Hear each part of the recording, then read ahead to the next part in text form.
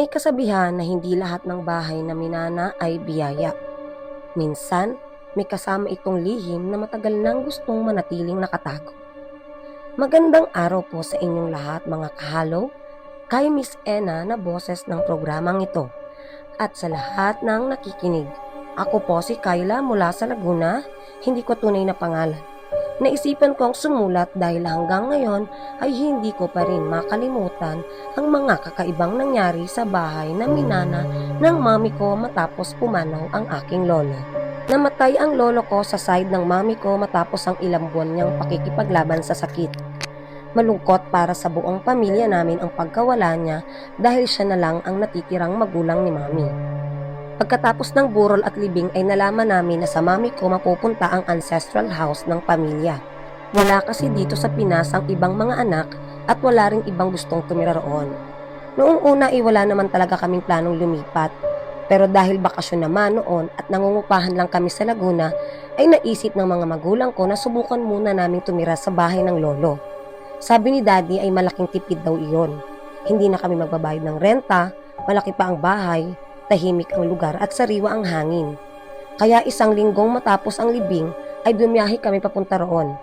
Pagdating namin ay napanganga talaga ako sa laki ng bahay. Kasi parang mga bahay na napapanood ko lang dati sa mga lumang pelikula. 2 palapag, halos puro kahoy ang materyales, may malawak na balkonay sa harap, may malalaking bintana at may mga puno sa paligid na parang ilang dekada nang nakatayo. Maganda naman siya sa unang tingin. Pero hindi ko maipaliwanag kung bakit parang may mabigat akong nararamdaman habang nakatingin sa bahay na parang may kakaiba at parang may nakamasid. Pero inisip ko na lang na baka namimiss ko lang ang dati naming tinitirahan. Buong araw kami naglinis at nag-ayos ng mga gamit at sobrang napagod kaming lahat. Pagsapit ng gabi ay halos wala nang nagsasalita sa sobrang pagod. Pagkatapos naming maghapunan ay isa-isa na kami nagtungo sa mga kwarto namin. Napunta sa akin ang dating guest room sa 2nd floor. Malaki ang kwarto, may lumang aparador, may malaking kama at may kisaming gawa sa makapal na kahoy. Bandang 10:00 pa lang ay nakatulog na ako at hindi ko alam kung anong oras ako nagising. Basta ang alam ko ay bigla na lang bumukas ang mga mata ko. Madilim na ang buong kwarto at tahimik ang paligid. Pero may naririnig akong kakaibang tunog. Mga tunog ng mga yabag tapos biglang titigil. Pagkatapos, ayan na naman. Dahan-dahan akong napabangon kasi akala ko noong una ay panaginip lang. Pero narinig ko na naman yung mga tunog ng yabag at parang may naglalakad sa kisame. Hindi mabilis, hindi rin mabagal kasi parang mabigat na paa ng tao. Napatingin ako sa kisame at wala naman akong nakita. Siyempre kisame lang yun, pero malinaw na malinaw ang tunog. Akala ko naman daga o baka pusa, pero habang tumatagal ay mas lalo akong kinikilabutan. Dahil parang umiikot ng ang mga yabag sa ibabaw mismo ng kama ko. Paulit-ulit, mabagal at parang sinasadya. Kinapa ko ang cellphone ko sa tabi ng unan at tiningnan ang oras. Eksaktong 3:00 ng madaling araw. Hindi ko alam kung bakit pero lalo akong kinabahan nang makita ko iyon. Pinilit kong kinumbinsi ang sarili ko na hayop lang yon, na luma lang ang bahay at normal lang ang mga ingay. Pero habang iniisip ko iyon ay biglang tumigil ang mga yabag at tuluyang nanahimik ang buong kwarto ko. Doon ko narinig ang bagay na hindi ko makakalimutan, isang mahinang bulong na parang nanggagaling sa mismong itaas ng kisame. Napakababa ng boses at halos hindi marinig pero malinaw. Napakalinaw. May tao na ulit, sabi ng bulong. Parang nanigas ang buong katawan ko. Hindi ako makahinga ng maayos at hindi ako makagalaw. Dahan-dahan akong tumingin sa paligid ng kwarto. Madilim, tahimik, walang tao, walang anino at walang kahit na ano. Pero ramdam ko na may kung anong naroon. May kung anong gising. At parang alam nitong dumating na kami sa bahay. At habang nakatitig ako sa kisame, pakiramdam ko ay may nakatitig rin pabalik mula sa kabilang panig nito. Lumipas ang mga araw matapos ang unang gabing narinig ko ang mga yabag sa kisame. Noong una, hindi ko sinabi kina mami at daddy ang nangyari. Kasi baka isipin nilang nananaginip lang ako o hindi pa ako sanay sa bagong bahay. Kaya kahit ako mismo ay pilit kong kinukumbinsi ang sarili ko na baka normal lang ang mga tunog sa isang lumang bahay. Pero habang tumatagal ay mas lalo akong nawawalan ng paliwanag. Halos gabi-gabi na kasi akong nagigising. Palaging alas 2 o alas 3 ng madaling araw. At palaging pareho ang naririnig ko. Mabagal ang mga yabag sa kisame, minsan paikot-ikot, at minsan naman ay parang may tumatakbo ng mabilis. May mga pagkakataon pang parang humihinto ang mga yabag sa mismong ibabaw ng kama ko. Parang may nakatayo roon, parang may nakikinig at naghihintay. Bukod sa mga yabag ay may iba pa akong napapansin. Kapag tahimik ang buong bahay ay may mga kaluskos akong naririnig mula sa loob ng mga dingding. Parang may gumagapang at parang may dumudulas na kung ano sa makikitid na pagitan ng kahoy. Noong una, inisip ko na dagalang talaga. Pero hindi na normal ang tunog kasi masyadong mabagal at minsan parang sumusunod sa direksyon kung saan ako naroroon. Kapag nasa sala ako ay doon ko maririnig. Kapag nasa kusina naman ako ay parang lumilipat din doon. Hindi ko na tuloy alam kung imagination ko lang ba ang lahat. Hanggang sa isang hapon habang nasa trabaho si Daddy at namamalengke naman si Mami ay nagpasya akong maglinis sa lumang bodega sa likod ng bahay. Punong-puno iyon ng alikabok, may mga lumang kabinet, mga sirang upuan at mga kahon na mukhang ilang taon nang hindi nabubuksan. Habang nag-aayos ako ay may nakita akong lumang photo album. Na-curious ako kaya binuksan ko. Puro mga lumang litrato ng pamilya, mga larawan noong bata pa si Mami, mga reunion at mga litrato ng lolo ko noong kabataan niya. Pero may isang litrato na agad nakakuha ng atensyon ko. Larawan iyon ng lolo ko noong bata pa siya. Siguro nasa 10 taong gulang lang siya noon. Nakangiti siya habang nakatayo sa harap ng bahay, pero hindi siya nag-iisa. May katabi siyang batang babae na halos kaedad niya. Mahaba ang buhok at maputi ang balat. May kakaiba sa itsura niya. Hindi ko maipaliwanag kung bakit parang nakakatakot siyang tingnan. Pag uwi ni Mami ay agad kong ipinakita ang litrato. Akala ko matutuwa siya. Pero pagtingin niya pa lang ay parang nawala ang kulay ng mukha niya. Bigla siyang natahimik at paulit-ulit niyang tinitingnan ang larawan. Napatanong tuloy ako kung sino ang nasa larawan. Pero umiling si Mami at sinabi na hindi daw niya kilala.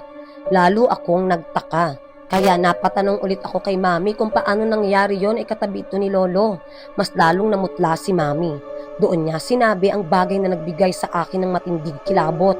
Wala raw kapatid ang lolo ko at kailanman ay wala siyang narinig na kwento tungkol sa batang nasa larawan. Mula noon ay hindi na mawala sa isip ko ang mukha ng batang babae.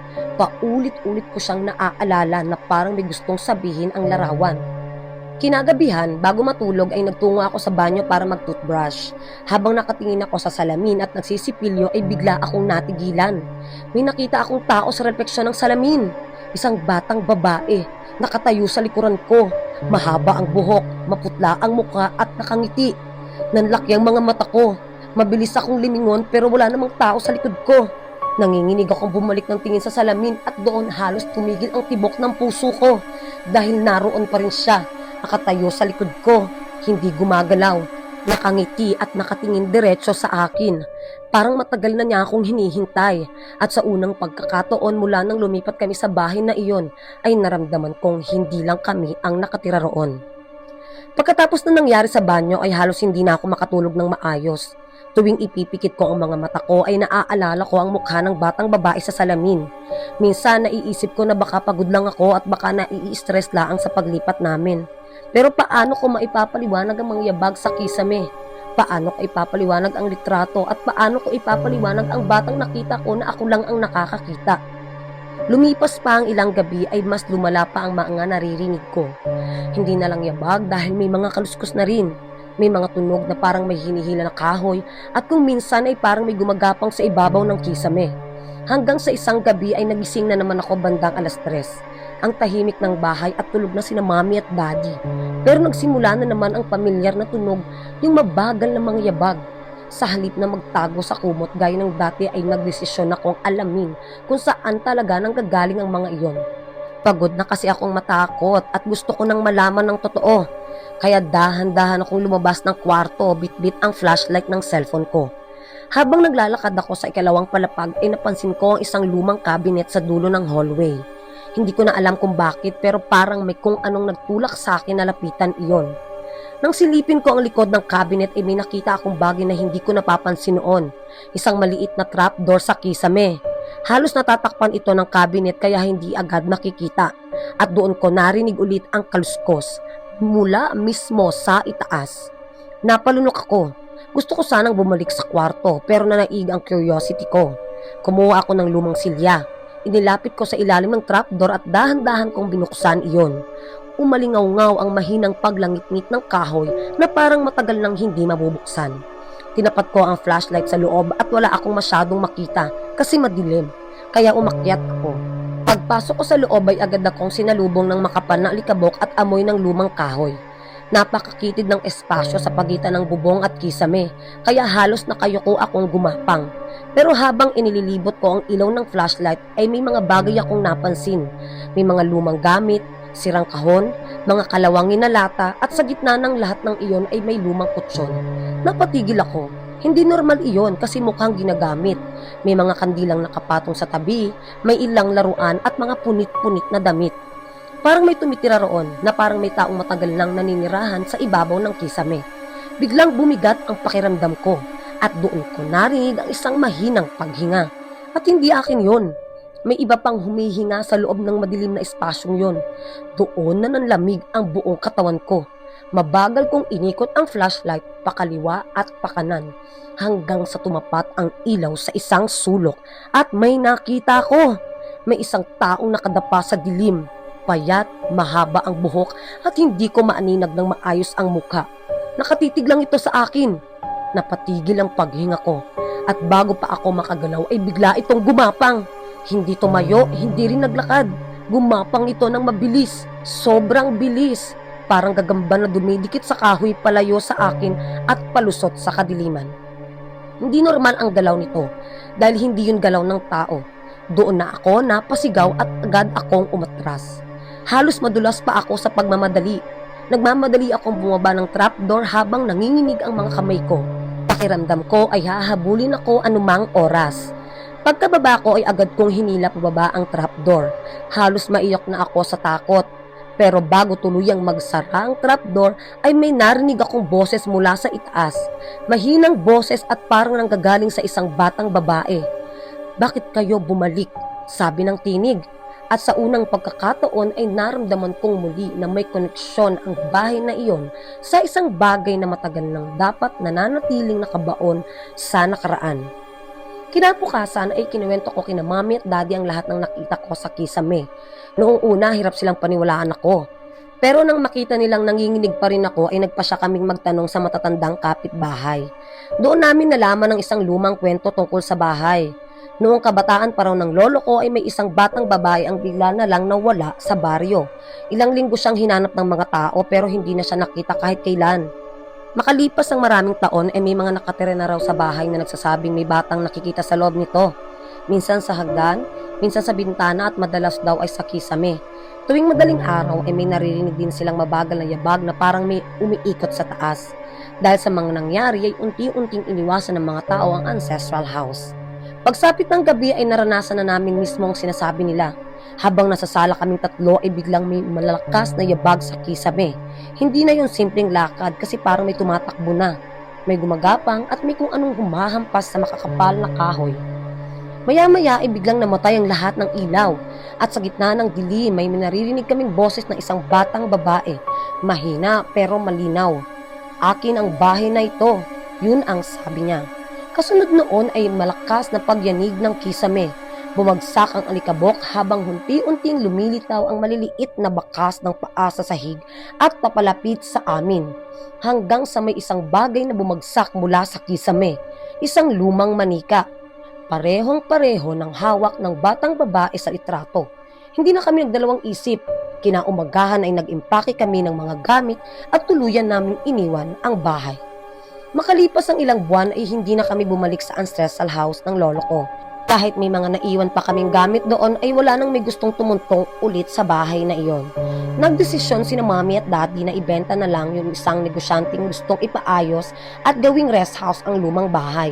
Hindi na din ako kumontra pa. Sa isip ko ay mas mabuti ng iba na ang magmay-ari kaysa bumalik pa kami roon. Ginamit nila ang pera mula sa bentahan para bumili ng bagong bahay sa isang subdivision na mas malapit sa trabaho ni daddy.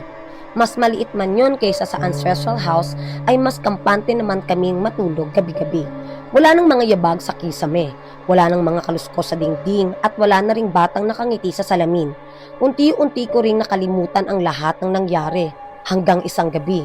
Habang inaayos ko ang ilang kahon ng mga lumang gamit na nailipat namin mula sa ancestral house, ay may nakita akong photo album. Pagbukas ko ay naroon pa rin ang lumang litrato ng lolo ko, kasama ang misteryosong batang babae. Sigurado akong hindi namin iyon isinama. Dahan-dahan kong binaliktad ang litrato at halos mabitawan ko iyon sa sobrang gulat. May nakaukit na bagong mensahe sa likod. Wala naman iyon dati at parang isinulat yon ng gamit ang matulis na kuko. Salamat sa bagong bahay, sabi nito. Nanlamig ang buong katawan ko at bago pa ako makasigaw, mula sa kisame ng bago naming bahay ay may narinig na naman akong mabagal na mga yabag.